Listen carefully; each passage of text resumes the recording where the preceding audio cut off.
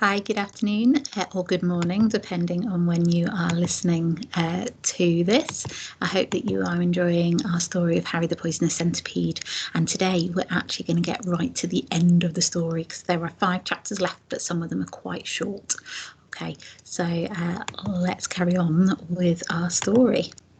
Now, at the end of our last recording, Harry and George had climbed up into the human's mouth and they had been spat out onto the floor, and then a shadow fell on them and they thought, run, run, run. So let's see what happens. Chapter 29, The Chase. They ran. They ran across the warm web thing, but it wasn't good for running on. Their feet kept falling into the open bits of the blanket and snagging in the tiny hairs of the wool. They kept expecting something to whack down on them, but the human was looking for something to hit them with. That gave them a few moments, long enough to reach the edge of the bed. They headed straight down. Luckily, they found the bed leg and slid down it head first. Then they were on the floor. They ran across it like mad, heading for the door. They could see it now. The human had found something to hit them with. It was a rolled-up newspaper, but they didn't know that. All they knew was that something came down, crash, just behind them as they ran. They shot forward faster than ever. The human could see them quite plainly. He saw the way they were running. There was nothing wrong with his eyes or his aim, yet he kept missing them. The reason was, he just couldn't believe how fast they were running. He aimed at where he thought they would be, but by the time the newspaper landed, they were always a little bit further on. They reached the door of the shower room. The newspaper came down, whack, against the crack under the door. It just caught Harry's back feelers as he raced under it. He felt it, and it hurt, but it didn't stop him. Before the human could get the door open and follow them, they had shot across the tiles to the drainage hole and dropped down it. What would you have done if you'd been the human? If you'd burst into the shower room and seen those 2 centis disappearing down the drainage hole, you'd have turned the shower on, right? Right, and that's just what the human did. Chapter 30, Down the Uppipe. Harry and George had had some good luck, and they'd had some bad luck on their adventures. Now they had the best bit of luck they'd had so far. They just didn't know it. What happened when the human turned the tap on full was that nothing happened. Not a thing. Where this human lived, things didn't always work properly, and sometimes there was no water for a while. By a wonderful piece of good luck for the Centis, no water came out of the shower to wash them away and maybe drown them. Not a single drop. So they shot down the Uppipe and fell on the earth pile together in a tangle, and no jet of water shot down after them. A lot of noise did follow them. It was the human saying bad words in a very loud voice, but the Centis didn't know that. They untangled themselves and stood up. Most of the white choke was gone, and they felt terrific. Triumphant. They'd done it. They'd actually climbed on a human and survived. They felt like a pair of the bravest Centis who ever lived. Wait till we tell Mama, crackled Harry. Wait till... And then they saw her. She was lying at the bottom of the earth pile. They saw her in the light coming down the Uppipe. She was lying in a crumpled heap. She looked like a very dead centipede. Chapter 31, The Long Way Home. Mama! They ran, their front feelers all over her body, and Harry tried to make her wake up by pushing her head with his. Is she dead? Asked George in a whispering crackle. No, she can't be. Mama, wake up, wake up! But Belinda didn't move.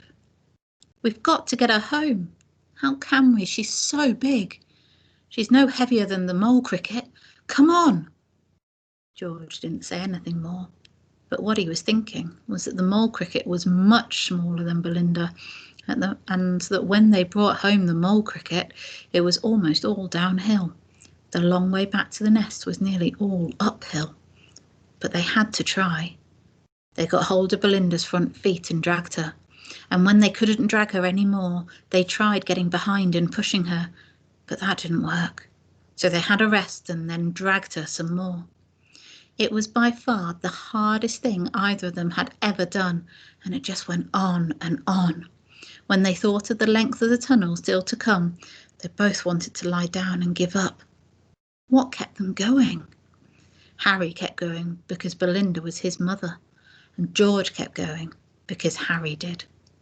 They both kept going because they knew they shouldn't have put themselves first and left Belinda at the bottom of the Uppipe in the white choke. They both kept going because they could imagine how they would feel for the rest of their lives if they didn't. But the worst thing they each thought of, though neither of them said it, was that perhaps it was all for nothing. Perhaps she was dead all the time. At last, just as they thought they were going to have to give up, something wonderful happened. As the Centaurs were dragging Belinda along, they felt her get a little lighter. They looked along the length of her body and saw that her back legs were moving. A bit of her was walking, helping. "Mama, you're alive, you're alive!" Belinda's head moved. They felt her front feet moving too. "Try to walk, Mama. Help us get you home." And she did. Slowly at first, and then as more and more of her legs started to work again, she moved by herself. The Centaurs danced at her side, encouraging her. It wasn't that much further anyway. They'd nearly got her back all by themselves. Soon they came out of the tunnel to the nest. Belinda fell to the ground and the Centaurs pulled her leaf over her.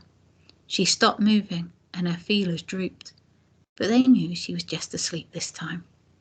The air in the nest tunnel was almost clear again.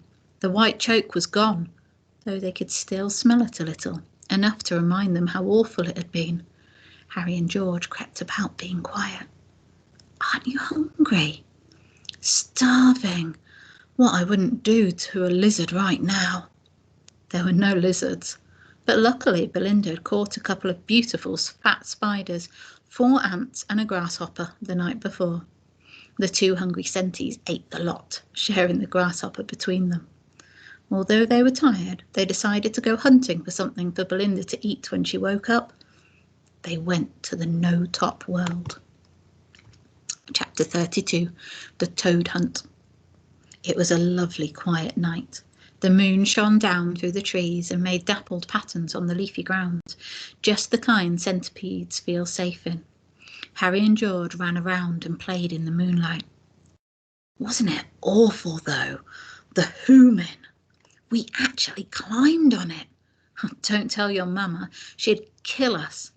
She was right about them. They are the scariest things in the world. But I must tell her, she'll be so proud of us. "Don't count on it. I'd keep quiet if I were you," said George, rubbing his bottom with his back legs rememberingly. After a while they got hungry again, and that reminded them what they'd come out for. They spotted a young toad squatting near a patch of wet ground where the human had been watering its garden. They raced each other up to the toad. It tried to hop away, but they caught it, overpowered it with their poison claws, and were soon dragging it back to their tunnel. By the time Harry and George got home, Belinda was better. She'd got up and was waiting for them. "My wonderful Centaurs," she said, and gave them a Centi kiss with her feelers. "Thank you for helping me home. And now I want to hear everything." Harry's wish to tell his mother everything had gone. He didn't know quite how she'd take it. So he said, well, we spotted this toad and..." No, when you went up the Uppipe." "Oh, that. Of course I know you were both lucky and didn't meet a human, or you wouldn't have come back alive." "You did, Mama," said Harry. "I did?" asked Belinda, puzzled. "When you went up, when you were young." Belinda crouched down and they saw her feelers quiver. "That was very different. Your father was with me." Harry stiffened with astonishment. "My father? He hadn't known he had a father. He'd never heard about him. I meant to tell you when you were older, said Belinda. I didn't want to make you sad. She looked so sad herself that Harry was afraid to hear, but he had to. Tell me now, Mamma. Chapter 33. A New World. Your father was a brave centipede. When we went up the Uppipe together, we were young and foolish, and we didn't know what was up there. The human chased us, and your father... She stopped. Yes? Go on, crackled Harry. Your father turned on the human and attacked him, and let me escape down the Uppipe. I never saw him again. She dropped her head and trailed her front feelers on the ground, a sign of deep sorrow. Both centis were speechless. He gave his life for me so I could look after you and the other little centis in my basket, Belinda said quietly. It's time you knew, Huxlotl. So that's why you told me never to go up the Uppipe, Harry breathed. That's why it's the worst place in the world for you. I never dreamt, said Belinda, that one night I'd send you up there myself, and that it would save all our lives. They were all very quiet. The toad lay among them, and nobody thought of eating it. George was thinking. Maybe the human we climbed on is the very one that killed Hux's daddy. The idea made his cuticle cold on his back. That was when Harry said in a choky crackle, My daddy was a hero. Only he didn't say hero. There was no word then for hero in Centipedish. He made one up, and afterwards it spread, the way new words can, until all centipedes now use it to mean the bravest of the brave. What Harry said was, my daddy was a centipede who tackled a human. And in case you're wondering if, in that case, Harry and George became centi-heroes because they'd actually climbed on a sleeping hero. And in case you're wondering if, in that case, Harry and George became centi-heroes because they'd actually climbed on a sleeping human and gone in its mouth, they didn't. They didn't because they never told Belinda, and they never told any other centipedes about their adventure. They kept quiet because they knew they hadn't been brave, only reckless and foolish. But every once in a while, when they were alone together, they would nudge each other, and one of them would say, I'd wish we'd just had one good bite each, though. Don't you?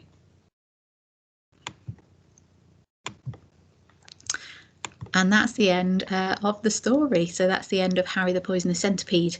There are two other books that follow on from that as well. So if you really enjoyed reading Harry the Poisonous Centipede, then there are two follow-up books that you can get. You can get them on Kindle, on Amazon, like I did when I've shared my screen there, or obviously you can buy them from a bookstore. But I definitely would suggest that you get one of the others if you enjoyed that story. I will choose another story that we can read starting from next week. If anyone has any really good ideas of books that you think we should share in Year 3, please let me know, especially if it's a book that you have been recommended but you haven't read it yet. So one that you could enjoy with us.